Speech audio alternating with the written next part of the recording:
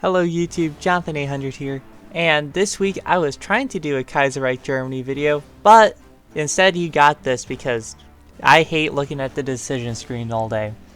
So I decided to play Communist China, but without DLC.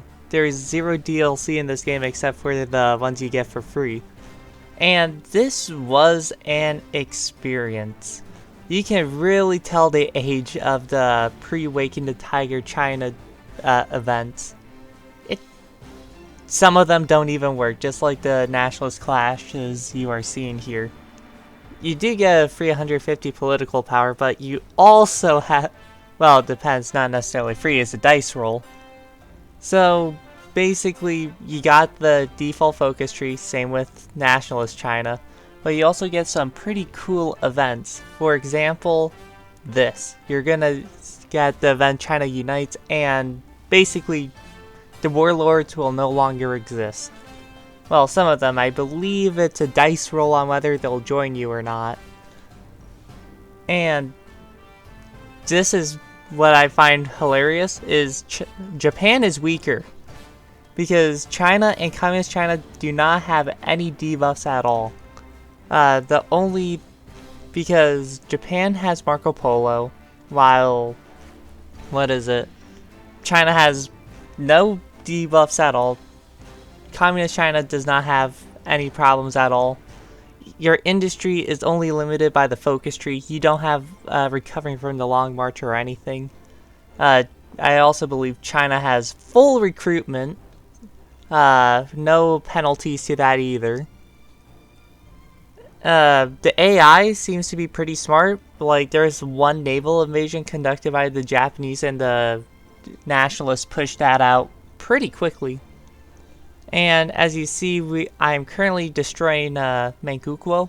It's not much, but I do pretty much bash the front lines long enough with my assault infantry, which I believe will be with mass assault. Three artillery, bunch of infantry, and it's a bit under 30, I think, around that, 27, 26.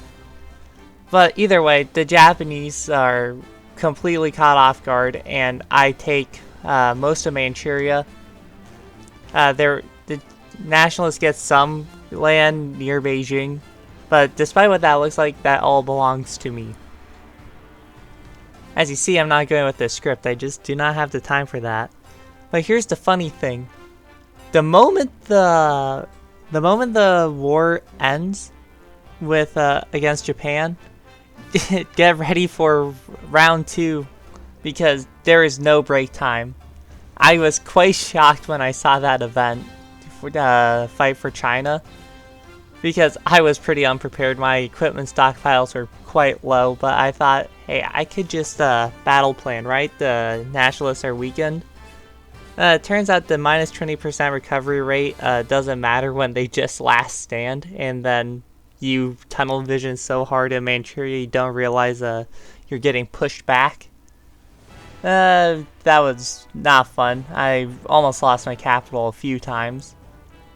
But that doesn't matter. You won't see that footage, because this war took way too long. Because the nationalists had a bajillion divisions compared to me. I couldn't field new ones because no equipment. And the Chinese nationalists were getting American Lend-Lease. Insert some topical reference of Western aid. Yeah, it was brutal. This river, forgot which one, is it, the yellow? Not sure. But this would prove to be where a million plus Chinese would die. This war got extremely bloody, so it's just your average Chinese civil war, basically. I'm gonna get demonetized by saying all of this so many times. But eventually I do breach the river, and I eventually do take the city, Jinan. I don't know, I can't speak. But this is one brutal war.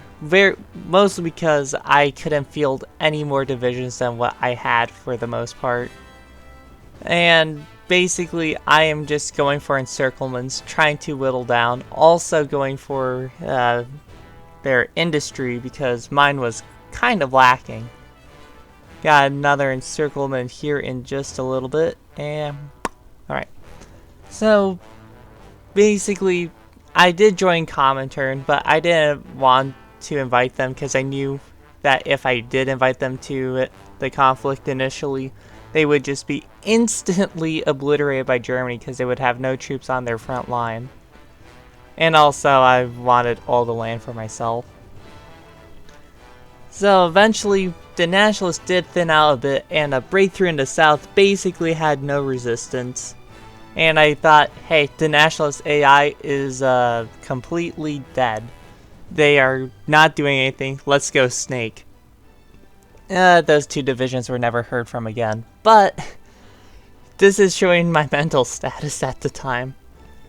My brain was just melting with just the sheer amount of bashing my skull in trying to win this war.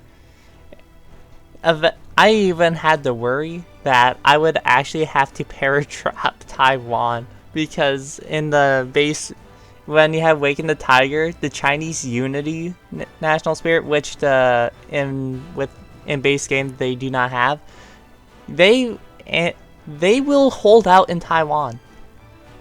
Very realistic, gotta admit, but it was gonna be annoying because I had no navy or anything. But I finally defeat the Nationalists. It was like 8 million casualties total in that conflict. But there we go. I got 2 achievements that you usually get with Waking the Tiger. And this is the end of the video, just me switching to capital. So thanks for watching. Be sure to like and subscribe. You know the deal. And I have a few more seconds left. But